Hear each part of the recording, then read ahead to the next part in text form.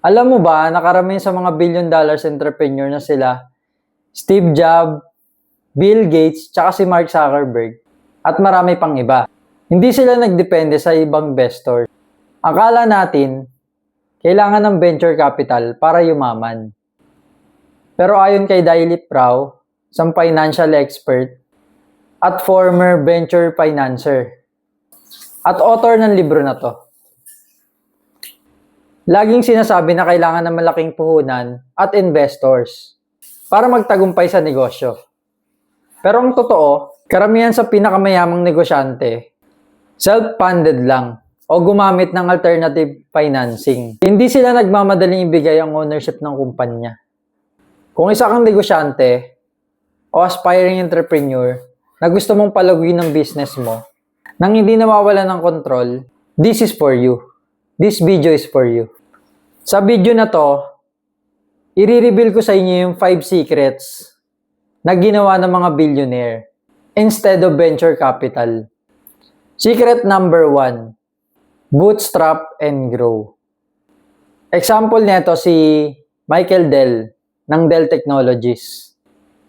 Sinimulan niya yung Dell sa dorm niya gamit yung $1,000 na savings niya. Nagbenta siya direkta sa customers at pinalago yung negosyo niya nang hindi umasa sa venture capital. Second example dito si Sarah Blakely ng Spanx. Ginamit niya yung $5,000 na ipon niya para i-develop ang Spanx. Ang Spanx ay isang business na clothing line. Minarket niya yung sarili niyang produkto at na-retain yung 100% ng ownership. Second secret, debt and revenue-based financing.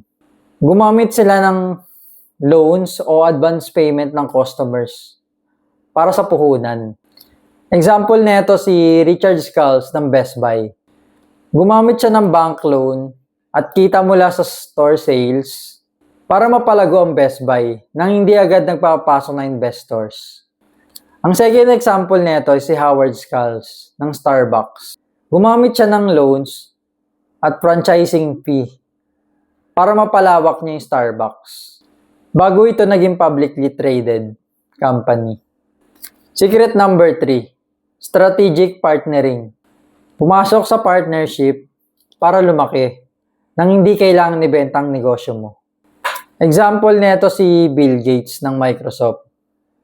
Inilicense ang software ng Microsoft sa IBM na nagbigay ng funding at malaking customer base habang pinapanatili niya ang ownership.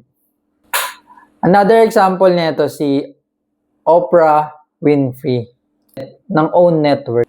Gumamit siya ng joint venture para mapunded ang Own Network nang hindi binibigay ang full control ng ibang investors. Secret number 4, corporate spin-off. Ibig sabihin, gumamit ng existing na negosyo para magtayo ng panibago. Example nito si Steve Jobs ng Pixar. Binili ang Pixar mula sa Lucasfilm gamit ang sarili niyang pera at pinalago ito sa pamamagitan ng partnership sa Disney bago ito naging billion-dollar company.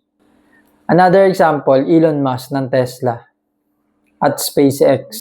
Ginamit niya yung kita niya sa PayPal para i-finance ang Tesla at SpaceX. Kaya hindi niya na kailangan sumandal agad sa ibang investors. Secret number 5, selective venture capital use.